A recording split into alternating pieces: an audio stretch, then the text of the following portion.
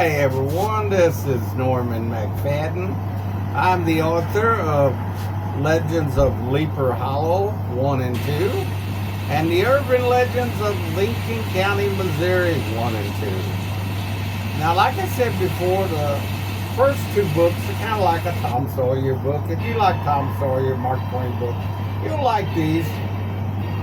This story today comes out of Legends of Leaper Hollow 2. And if you hear anybody say Little Mac, that's me. So, today's story is The Indian Graveyard. And I think you'll like it. It's early May. The flowers are blooming. The birds are singing.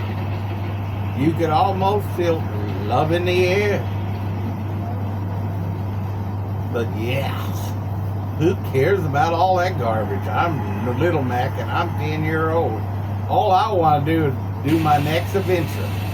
So I'm sitting here on Judge Lucy's porch in Leaper, his store, general store, waiting for my cousin Junior.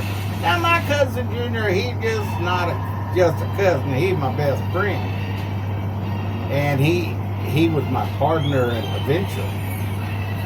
So I was sitting there waiting on him. I was getting a little bored, and I seen these four old men at the far side of the porch. They had a checkerboard on top of an old pickle barrel, and they was playing checkers, and they was stomping and yelling and hollering like it's the World Series of checkers. Now, he didn't want to get too close to them old men when they were playing checkers. They'll throw something at you. I just walked over a little bit. I got there close enough, and then all of a sudden, the front door of the screen door of the store flew open, and it was Judge Lucy. The men looked up from their checkerboard and looked at the screen door where Judge Lucy stared with respect. Which everybody in Leaper respected Judge Lucy. He looked at them and he says, "Quieten down, you're scaring all my customers away." They started laughing. Judge Lucy laughed, you better laugh. I don't know if he's a real judge. They said he was in the 20s, 30s. But I tell you what, I know what he did do. One day there was two men came to Leaper, gonna rob his store. He was the judge, jury, and executioner that day. He got through with them two guys. All they needed was a 6-foot hole to bury them. That was it. But they was all laughing and happy, so I figured I'd walk on over, put my little smile on, because them guys like petting the top of my head. I was a cotton top. And Mr. Benjamin, one of the four guys, said they'd like to rub my head for good luck. Well, I thought I'd make a nickel. I went over there and I walked up with that smile on. Mr. Shelton said, "Little Mac, how you doing?" He said, "You know, I got a quarter in my pocket. If you'll sing me a song, I got a mansion over the hilltop, I'll give you that quarter." I said, "You got a deal." And you know, when I started singing, it seemed like the whole world just stood still and listened to my song. I sung my heart out, and Mr. Shelton reached in his pocket, got his quarter, wiped a tear from his eye, gave it to me, headed me towards the screen door. But he knew I was going to go get candy for a quarter. You could buy a lot of candy. I'm telling you, and listen here. I went in that store, I bought a soda for a nickel, tater chip for a nickel, ice cream for a nickel, and a candy bar for a nickel. Gave them all that stuff, gave them the quarter, he gave me a nickel back. Change. Yeah. I came out of that store with my armful of candy, and there was my cousin getting out of the car, and he looked up at me and said, "Are these yours? Mine?" So I gave Junior my bare nickel. He went and got him ice cream. He came out and sat on the porch, and we shared the rest. And about the time we got done eating, we heard a racket coming up the highway, coming up towards Leaper. Oh, it was somebody talking really quick and talking to themselves. So I thought I knew who it was. So I said, "Junior, let's go over here." We went over there and ducked behind these bushes right beside the highway, and we poked our head out, see who it was. And I was right. It was Tuffy, the old one-armed man that lived up the hollow from me. Now, people around Leeper didn't like Tuffy. I did. I thought he had good stories, and he was always friendly to me. My mama, she didn't like him. She'd whoop me if she knew I was around him. But I liked his stories, and we was always nice to him. So we headed back to the porch to sit down, waiting for him to come up. And he came up. He said, "Hi, little Mac. Hi, Junior." Now, he didn't talk to the old four men playing checkers because he knew they'd be saying hurtful things to him. I had heard some of the things they said. They'd say things like, "Take a bath, you dirty bum. You smell like a polecat. You got any water in that shack you live in?" It was hurtful. It made me sad to hear it, but Tuffy paid him no never mind. He just went on in there and going to get him some wine. He'd been our local wine order since he got his arm cut off in a sawmill. He got it cut off about his elbow. And he seemed like he just lost his will and started drinking after that. But we sat there. We were going to get a story out of me and Junior was, because he told good stories. We sat there for about a half hour. He didn't come out.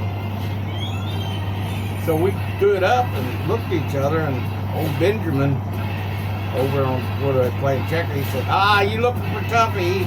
He snuck out the back door. He went across the railroad track to the feed store. He's gonna sit over behind the feed store and drink his wine." And we started off, Mr. Shelton hollered at us. He said, "Hey, you better stay away from that old wine old bum.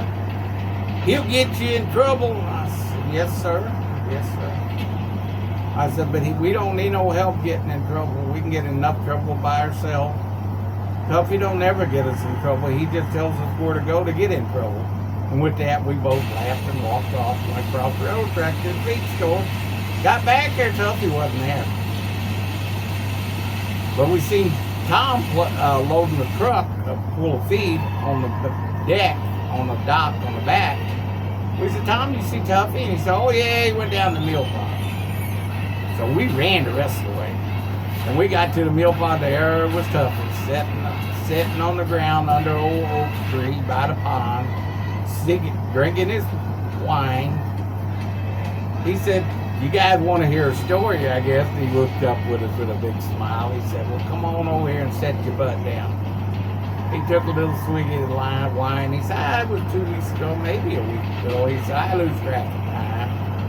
But he said, "Me and Doc was sitting around the house, his house, Doc's house, and we was a little loop." Now, in Tuffy's language, loop means drunk, okay? So he said, Doc looked at me and said, "Hey, well, you know, I used to love coon hunting." He said, "Why don't we go coon hunting?" Tuffy said, "I told Doc, that sounds good, but I ain't got no gun." And Doc said, "Well, I got two." He gave me one, and he took the other one. He grabbed his moonshine, I grabbed my wine, and up the hill we went. Junior said, hold on. All right. How did you carry a gun and your wine at the same time when you ain't got no hand on one side?" He said, "Well, I carried the wine in a good hand, stuck the gun up under my stub, because if I dropped my gun, shot my foot or shot Doc, that wouldn't be as bad as dropping my wine and breaking my wine bottle and not having nothing to drink." So he said, "Now hush." So we both said, "Yes, sir, we'll hush. We want to hear the story." He said, "We went on up the hill and we got up the water tower." Now let me explain the water tower. It's not like these big old round towers you see in town today. It's a concrete building about 30 foot high, about 20 foot wide, and they catch rainwater in it, and then they filter it down the hill to the town. All right.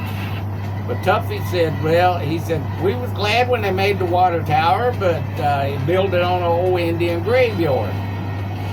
And ever since the mayor built it, all it tastes like something just crawled up in there and died in the water.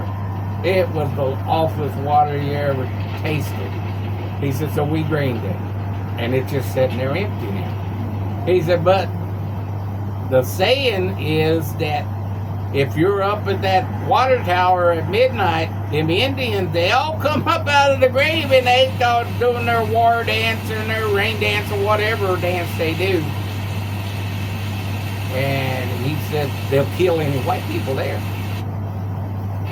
He said we looked around because we heard a noise, and there it was. There he was with a beautiful Indian headdress.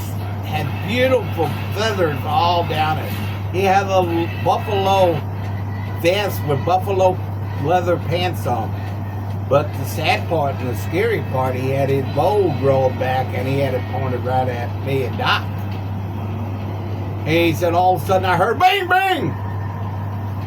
He said Doc let 2 rounds go at him. It knocked Doc back on his butt, but he said it didn't do nothing but make that old Indian chief mad.